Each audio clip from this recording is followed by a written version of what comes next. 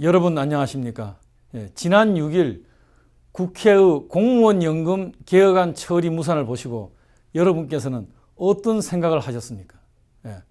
저는 하도 기가 막혀서 할 말도 없고 생각하기조차도 싫은 시쳇말로 멘붕 상태에 있었습니다. 한마디로 잊어주고 싶은 생각밖에 없었습니다.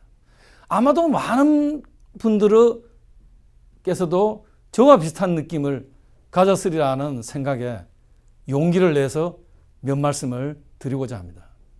우선 저는 야당의 끼워넣기 전략에 휘말려서 실체가 무엇인지도 파악하지 못한 상태로 야당의 합의를 얻는 데 급급하여 국민연금 소득대체율 50% 조건에 동의했다가 여론 비난이 빗발치자 없던 일을 하고 그 결과로 공무원 연금 개혁안의 처리 기회조차도 날려버린 여당 지도부에 대해서 큰 실망감을 드리지 않을 수 없습니다.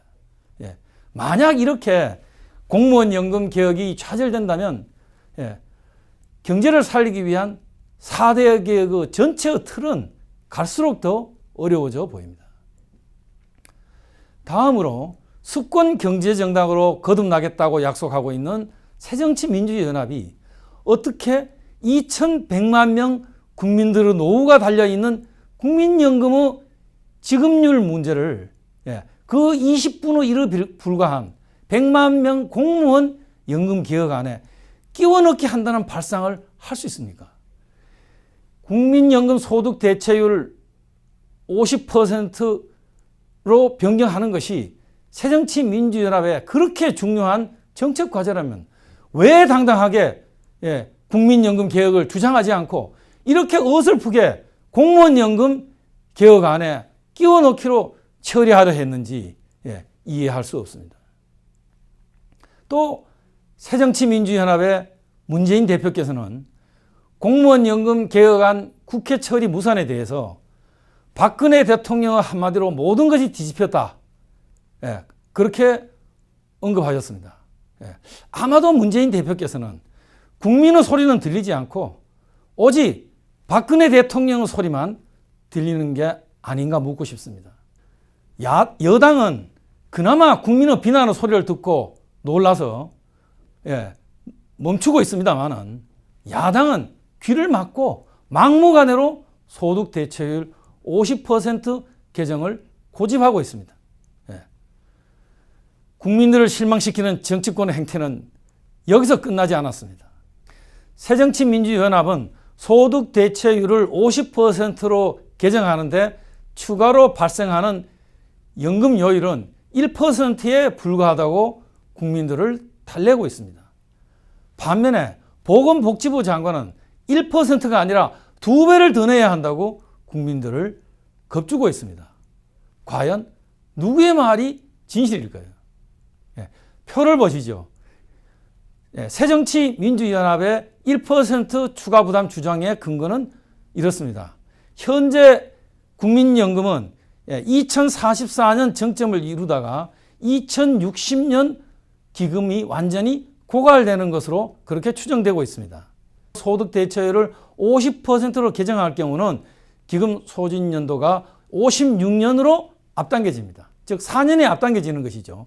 이것을 원래와 같이 2060년으로 4년을 연장하는데 필요한 재원을 조달하기 위해서 연금 요율을 1%만 부담하면 된다는 것입니다.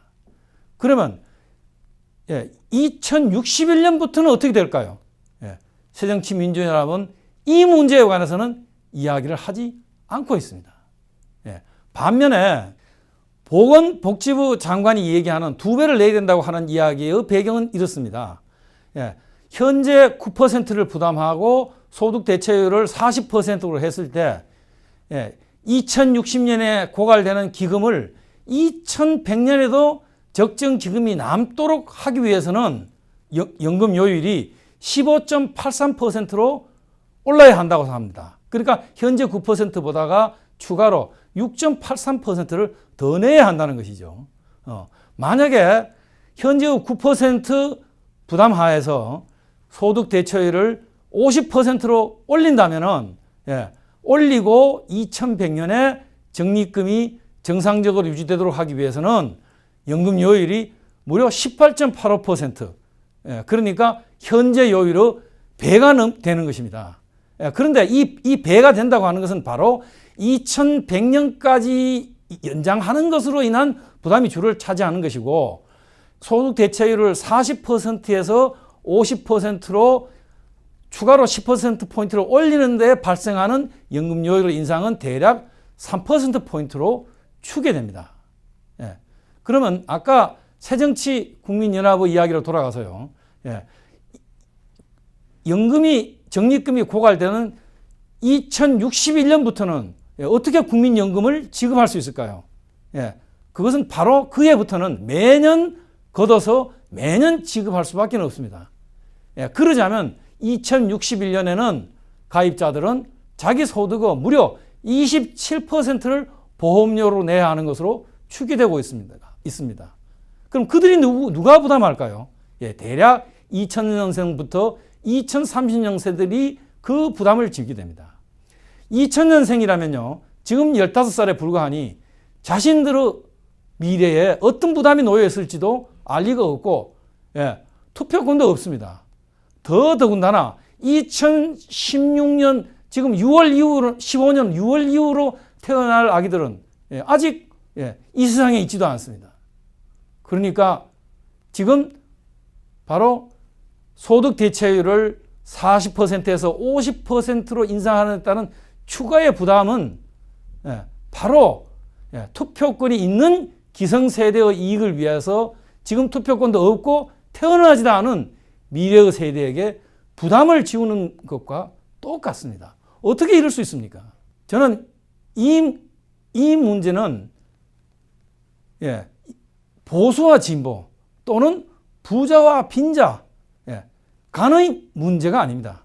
이 문제의 본질은 현재 투표권을 가진 기성세대와 아직 투표권이 없는 어린 세대, 또 태어나지도 않은 미래 세대 간의 부담 문제를 어떻게 할 것인가 하는 문제라는 점에서 매우 중요하게 볼 필요가 있습니다.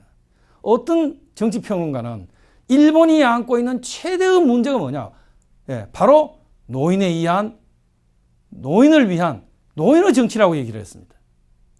미래 세대의 부담에 근거해서 소득 대체율을 10%포인트 올리자고 하는 것은 바로 지금 일본을 망하게 하고 있는 노인을 위한 노인의 정치와 무엇이 다를 바가 있습니까?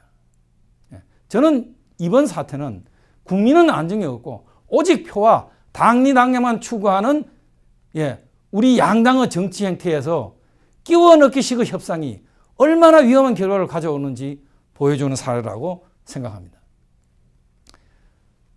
여하간에 새정치민주연합은 여당이 대통령 눈치를 보느라고 약속을 어겼다는 빌미로 강력한 정치 공세를 이어가고 있습니다. 이것이 과연 국민이 원하는 것일까요? 저는 새정치민주연합에 이야기하고 있었습니다. 국민의 소리는 들리지 않습니까? 미래 세대는 투표권이 없다고 해서 이렇게 해도 됩니까?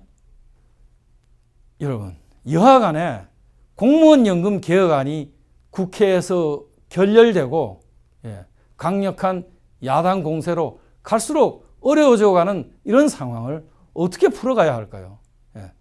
저는 먼저 국민연금 소득 대체율 50%로의 개정안에 대해서 어떤 형태로든 새누리당 대표께서 합의를 하셨다면 이것을 지키지 못한 점에 대해서 새정치민주연합의 국민들 앞에서 합의안을 지키지 못한 데 대해서 사과를 해야 마땅하다고 생각합니다. 다음으로 아무리 양당 대표의 합의가 중요하다고 하더라도 그것이 국민들의 소리보다가 국민의 여론보다가 더 중요할 수는 없는 일입니다. 우리가 미래 세대의 부담을 전제로 해서 소득 대체율을 높이는 것을 용납할 수 없다면 이것이 마땅한 것이 아니라고 생각하는 것이 국민의 소리라면 새정치민주연합은 50% 소득 대체율 50% 인상안을 철회하는 것이 마땅하다고 생각합니다. 이것이 국민의 소리를 듣는 길이라고 생각을 합니다. 양당 지도부께서는 국회에 실망한 국민들의 깊은 한숨을 들으시기 바랍니다. 저는 이것이 국민의 현재의 난국을 해결하는 최선의 길이라고 생각합니다. 국민의 뜻을 외면한 이런 정책가 어떻게 국민의 고통을 수반할 수밖에 없는 구조개혁을 추진할 수 있겠습니까? 어떻게 이런 정치로, 어떻게 이런 정책 프로세스로 저성장과 고령화로 신음하는 우리 경제를 살릴 수 있겠습니까? 예. 여야가 합의한 공무원 연금 개혁안 자체도 실망스러울 뿐만 아니라 더구나 여기에 국민연금 지급률 문제를 덤으로 끼운 사태에 대해서 정말로 국민들은 국회와 정치에 눈을 감고 귀를 막고 싶습니다. 공무원 연금 개정안 합의 실패로 인해서 지금 국회에는 시간이 급한 연말 정산 문제를 처리하는 소득세법을 포함해서 민생 법안 등 100여 개의 법안이 묶여 있다고 합니다. 저는 국회의원 여러분들께 정말 누구를 위한 정치를 하시는지 묻고 싶습니다. 너 탓할 것이 없습니다. 여야를 막론하고 국민을 더 실망시키지 마시고 원점으로 돌아가십시오. 진정 국민이 원하는 그 소리가 무엇인지를 들으시기를 바랍니다. 국민의 소리에 귀를 기울인 그런 태도의 정치를 보여줄 때 국민은 어느 정당이든 어떤 정치인이든 그 지도력을 신뢰하고 지지하고 따를 것입니다. 불편한 이야기로 여러분의 심기를 더욱 어지럽게 했다면 깊이 용서를 바라고 사과를 드립니다. 경청해 주셔서 감사합니다.